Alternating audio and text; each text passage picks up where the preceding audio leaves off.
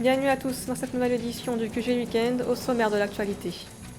Le chef du gouvernement de la transition malien Choguel Kokala Maïga déplore le retrait de la force Barkhane. Le Premier ministre accuse la France devant l'ONU d'abandon en plein vol face à la menace terroriste. Au Bénin, portrait de l'artiste Yona. Le musicien a notamment collaboré avec plusieurs artistes de renom dans le groupe Teriba et milite également pour la promotion de la culture et les arts africains. Et puis la demi-finale d'Afrobasket féminin 2021 a eu lieu ce 24 septembre au Cameroun. La finale opposera ce 26 septembre les équipes maliennes et nigérianes. Mais d'abord, lors de l'Assemblée générale de l'ONU ce samedi, le Premier ministre malien Choguel Kokala Maïga a déploré le retrait de la force Barkhane. Le chef du gouvernement de transition accuse la France d'abandon en plein vol face à la menace terroriste. Une décision unilatérale de la France, selon lui. La situation sécuritaire au Mali ne s'est pas améliorée malgré les forces étrangères sur le terrain.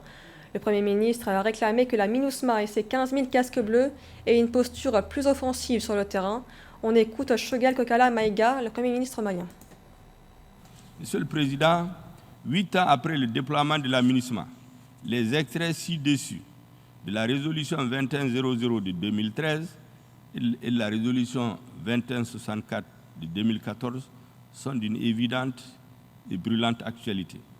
Les populations maliennes sont exacerbées aujourd'hui devant les tueries de masse, des villages rasés de la carte et d'innocents civils fauchés, dont les femmes et les nourrissants souvent brûlés vifs. Les Maliennes et Maliens ont le net sentiment que la mission assignée à la MINUSMA a changé en cours de route, et notamment depuis 2015, suite à la signature de l'accord pour la paix et la réconciliation issu du processus d'Alger, alors même que les défis qui ont justifié son déploiement sont restés constants.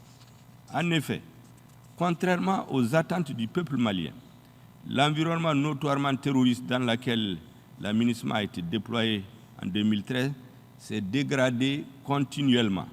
Au fil du temps, il s'est même métastasé, car les groupes armés terroristes qui ont envahi près de 2 tiers de notre territoire en 2012 ont été dispersés sans jamais être anéantis. Ils se sont reconstitués et se sont renforcés.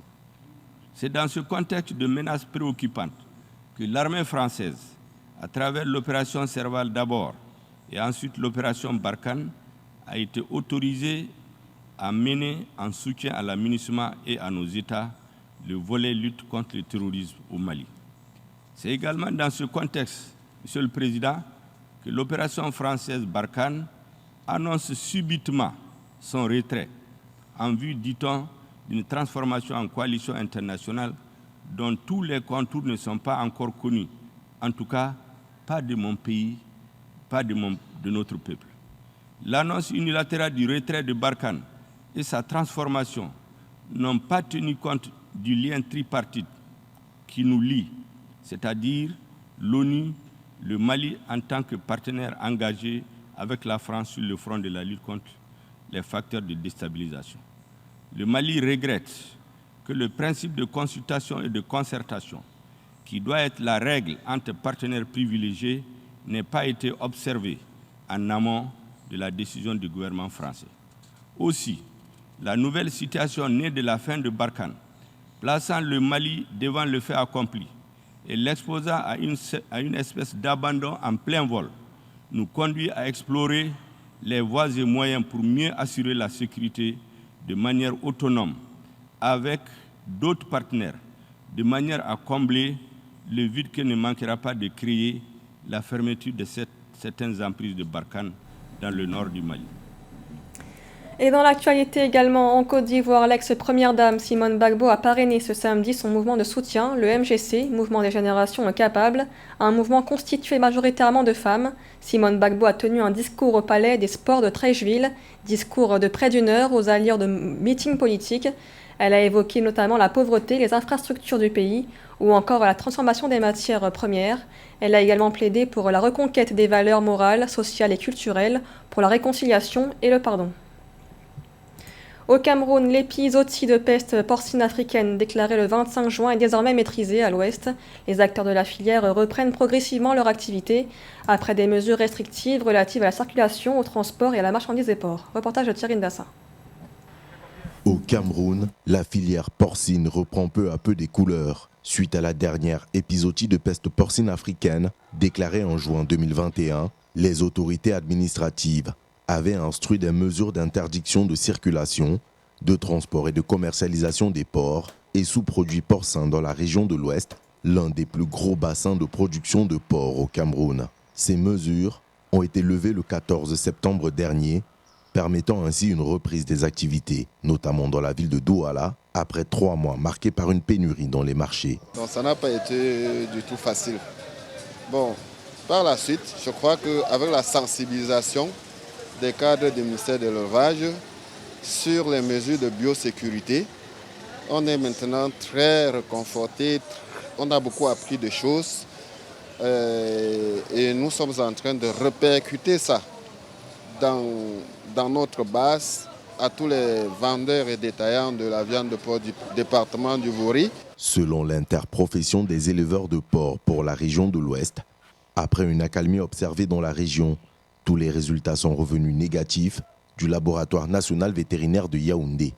Dans ce marché dédié au commerce de porc dans la 2e commune d'arrondissement de la capitale économique, un centre zootechnique et vétérinaire inspecte tous les porcs en provenance de la région de l'Ouest.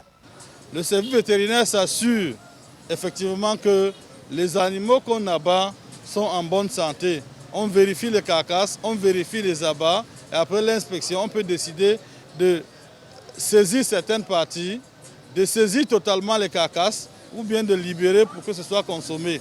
La détection de la peste porcine africaine a créé une psychose auprès des consommateurs de la ville de Douala, craignant des contaminations de l'animal à l'homme. Les autorités se veulent rassurantes sur la question. La peste porcine africaine ne représente aucun danger pour la vie humaine. La peste porcine africaine n'est pas une zoonose. Ça veut dire que c'est la maladie qui n'attrape que les porcs, ça n'attrape pas les hommes. Parce que même un animal malade, un homme peut le consommer sans problème. L'homme n'aura pas de problème. Mais le seul problème, c'est que l'homme qui manipule un animal malade va aller dans d'autres élevages, contaminer les autres élevages et entraîner la mortalité des autres porcs qui vont disparaître. Donc au niveau de l'homme, ce n'est pas une zoonose, il n'y a pas de problème, pas de psychose, vous pouvez consommer le porc normalement. La peste porcine aura en l'espace de près de 4 mois, selon les estimations de l'interprofession, causé la mort ou l'abattage de 90 000 porcs sur les 400 000 têtes que compte le cheptel de la région de l'Ouest. Dans le reste de l'actualité, un jeune Mauritanien, Abderrahim Taleb Mohamed, a remporté le championnat cadet d'Afrique des jeux d'échecs. L'événement a eu lieu au Ghana, à Accra, ce samedi, réunissant 150 candidats venant de 15 pays africains. Abderrahim Taleb Mohamed avait déjà remporté des championnats locaux et régionaux et avait atteint les quarts de finale du championnat du monde de la catégorie des moins de 14 ans. Et au Bénin, rencontre avec l'artiste Gaby Henry, connu sous le nom de Yona. Le musicien a notamment collaboré avec plusieurs artistes de renom, dont le groupe Teriba, et milite également pour la promotion de la culture et les arts africains. Reportage d'un correspondant Lev Siono. Gaby Henry, à l'état civil, alias Yona, est un artiste musicien béninois. Gaby Henry a baigné dans l'atmosphère des harmonies musicales protestantes grâce à ses géniteurs, notamment sa mère, qui a été maître de chœur dans une chorale de l'église. Autodidacte, il a su très tôt se familiariser avec les instruments de musique. Mélomane éclairé de la musique, il a commencé sa carrière dans un groupe a cappella dénommé Atons, créé avec ses amis. Musicien à la base, il s'est produit dans les cabarets et sur les scènes pendant plusieurs années. Auteur et compositeur, il s'est lancé dans la formation des jeunes talents et effectue des arrangements. Actuellement, dans le domaine de la musique, je suis d'abord musicien. Pour moi, ça c'est très important d'être musicien. Donc je joue en cabaret. C'est le plus gros bonheur que j'ai eu dans ma vie, c'est sur scène. Donc je suis d'abord musicien. Ensuite, j'écris des chansons. Je suis donc auteur et compositeur de musique. Je donne des cours de musique également, de guitare. Et je fais des arrangements. Le groupe a cappella Atons révèle les talents de Yona. Étant à la recherche de l'oiseau rare dans ce style de chant, le profil de Gaby Henry, alias Yona, a accroché les artistes chanteuses du groupe Teriba au début de leur carrière musicale. C'est un aîné qui nous a toujours suivis et qui nous apporte beaucoup.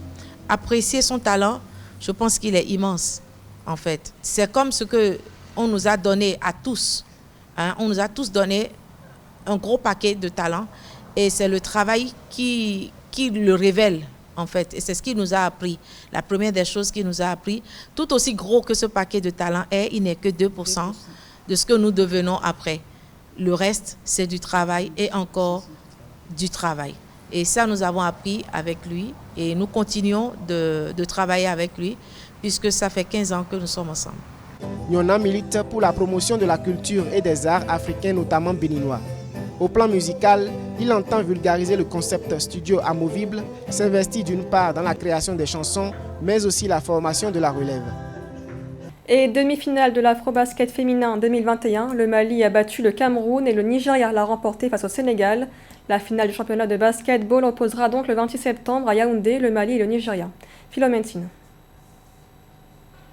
Le Nigeria est en passe de devenir triple champion d'Afrique de basketball féminin. L'équipe nigériane dispute la finale du championnat d'Afrique des nations de basketball féminin Afrobasket 2021 avec le Mali ce 26 septembre à Yaoundé au Cameroun. Et je pense que c'est une affiche de rêve dans le basketball féminin africain à l'heure actuelle. Et le Nigeria qui est monté en puissance depuis quelques années et qui est en passe de devenir entre griffes intouchable dans le domaine avec des joueuses quand même expérimentées. C'est une équipe qui a les moyens techniques et physiques de dominer n'importe quelle nation africaine. Alors quant aux Maliennes, vous savez que depuis toujours le Mali a été une place forte du basketball féminin africain à côté du Sénégal. Je pense que ça va être une rencontre équilibrée, même si au vu de ce qu'on a déjà perçu avec les deux équipes, le Nigeria semble partir néanmoins avec un léger avantage. Dans la fiche des demi-finales, le Mali a été victorieux lors du premier match aux dépens du Cameroun, pays hôte de l'édition 2021 de l'Afrobasket féminin, seulement avec un point d'écart, soit 52 à 51. De l'autre côté, le Nigeria a disposé de l'équipe nationale du Sénégal ce vendredi 24 septembre par le score de 73 à 63.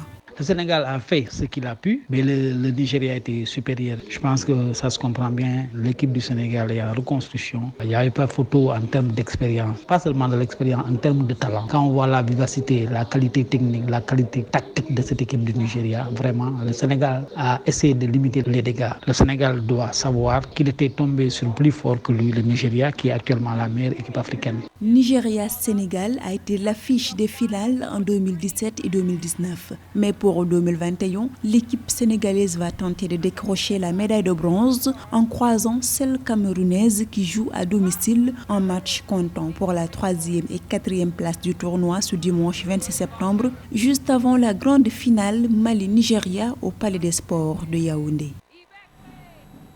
Ce journal a été réalisé par l'ensemble de la rédaction. Merci de l'avoir suivi. L'information continue sur Africa 24.